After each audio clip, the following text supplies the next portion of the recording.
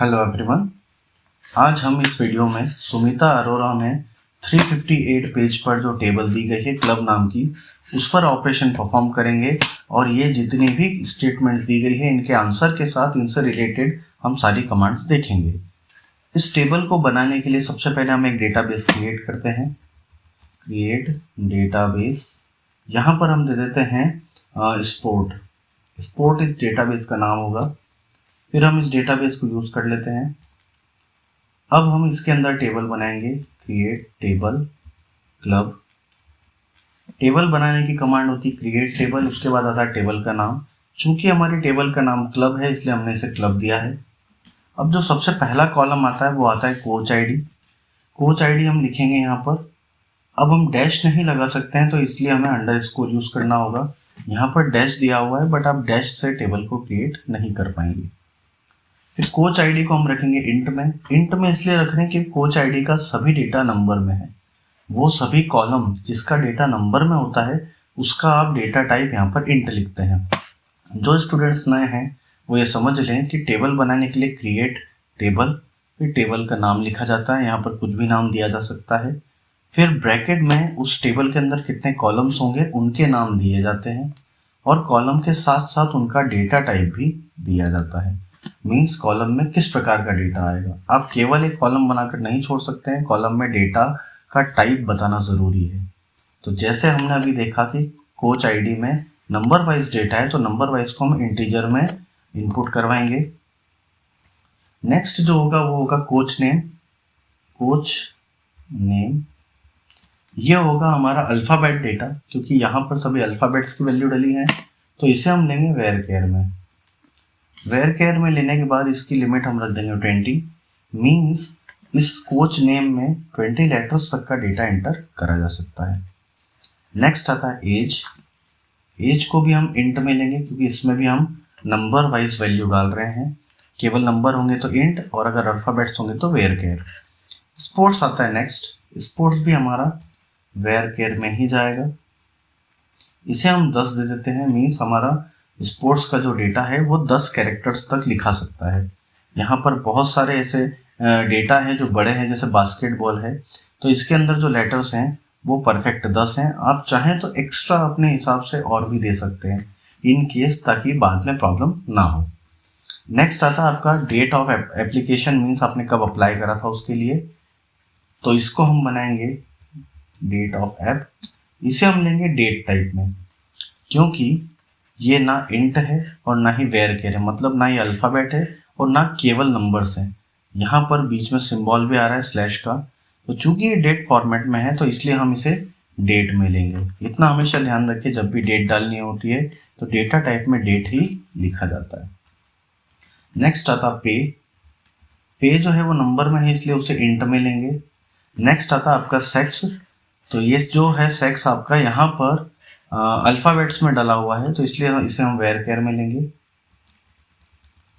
Where care में लेने के बाद में इसमें आप चाहें तो 1 दे सकते हैं, मैं 5 दे रहा हूँ क्योंकि यहाँ पर सिंगल लेटर यूज़ हुआ है, बट यहाँ पर 5 देने से कोई प्रॉब्लम नहीं होगी। अब हम एंटर प्रेस करेंगे तो हमारी टेबल क्रिएट हो जाएगी। इस टेबल को देखने के लिए हम यहाँ पर DESC यानी कि डिस्क्राइब और टेबल का नाम लिख देंगे तो हमारी टेबल के बारे में सारा डिस्क्रिप्शन आ जाएगा। जब ये डिस्क्रिप्शन आ जाएगा तो अब इसमें हम डेटा एंटर करवाएंगे। टेबल में डेटा एंटर करवाने के लिए हमेशा लिखा जाता है इंसर्ट इनटू, उसके बाद आता है टेबल का नाम, फिर हमेशा लिखा जाता है वैल्यूज़। वैल्यूज़ के बाद में आपको जो आपने कॉलम बनाए थे उस सीक्वेंस में वैल्यू देना होती है। जैसे आपका सबसे पहला जो कॉलम था वो था कोच आईडी, तो यहाँ पर आप लिखेंगे 1। फिर नेक्स्ट कॉलम आपका आएगा कोच नेम। यहाँ पर अब हम अल्फ़ाबेट्स को लिखने के लिए डबल इन्वर्टेड कॉमा लगाएंगे और डेटा एंटर कर देंगे। नेक्स्ट आएगा फिर आपका एज, तो कॉमा करके नंबर्स को बिना इन्वर्टेड कॉमा के लिखना सही होता है। फिर आएगा आपका स्पोर्ट्स। स्पोर्ट्स में हम लिखेंगे कराटे। नेक्स्ट आएगा आपका डेट ऑफ एप्लीकेशन। डेट लिखते टाइम में आपको डबल इन्वर्टेड कॉमा लगाना है और यहाँ पर आपको सबसे पहले ईयर डालना है। हम डाल रहे 1996/03/27। ये हमारी डेट हो गई है। नेक्स्ट जो होगा वो होगा पे, जो कि यहाँ 1000 है, और नेक्स्ट जो होगा वो होगा जेंडर। तो यहाँ पर अब हम इसको लिख देंगे इन्वर्टेड कॉमा में एम, और अब हम एंटर प्रेस करेंगे। क्वेरी ओके आ चुका है, मीन्स हमारा डेटा एंटर हो चुका है। डेटा को देखने की कमांड है सिलेक्ट स्टार फ्रॉम टेबल का नाम, जो कि हमारा टेबल का नाम है क्लब। अब हम एंटर प्रेस करेंगे तो हमारा डेटा हमें प्रॉपर शो हो रहा है। ऐसे ही आप इस टेबल में सारा डेटा एंटर करवा देंगे। इसमें थोड़ा टाइम लगेगा, बट आपको अगर प्रैक्टिस पर्पस से करना है तो ये बहुत अच्छी टेबल है, जो कि आपका सारा डेटा बार बार प्रैक्टिस करने के लिए यूज़ करवा सकती है, और इन कमांड्स को बार बार यूज़ करवा के आपका रिवीजन अच्छे से करवा सकती है। इस वीडियो में पार्ट 1 है। इस टेबल पर हम आगे और काम करेंगे पार्ट 2 में, ताकि ये वीडियो लंबा ना हो और आपको ज़्यादा लेंथी ना लगे। अब आती है बारी हमारे पिछले वीडियो में दिए गए होमवर्क के सॉल्यूशन की।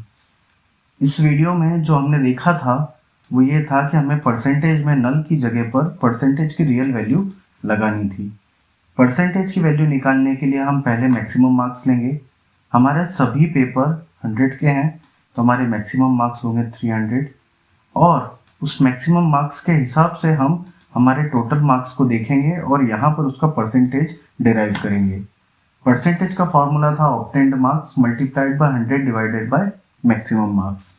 तो अब हम यहाँ पर लिखेंगे अपडेट, फिर टेबल का नाम, फिर लिखेंगे सेट। सेट में लिखेंगे परसेंट, क्योंकि हम परसेंट की वैल्यू बदलना चाहते हैं। अब परसेंटेज की वैल्यू बदलने के लिए हम लिखेंगे टोटल, यानी कि टोटल वाले कॉलम, फिर उसको मल्टीप्लाई करेंगे 100 में और डिवाइड करेंगे 300 से। यही फॉर्मूला हमने लास्ट टाइम देखा था कि obtained marks multiplied by 100 divided by maximum marks. Update table के द्वारा हम हमारी बनी हुई टेबल में किसी वैल्यू को चेंज कर सकते हैं।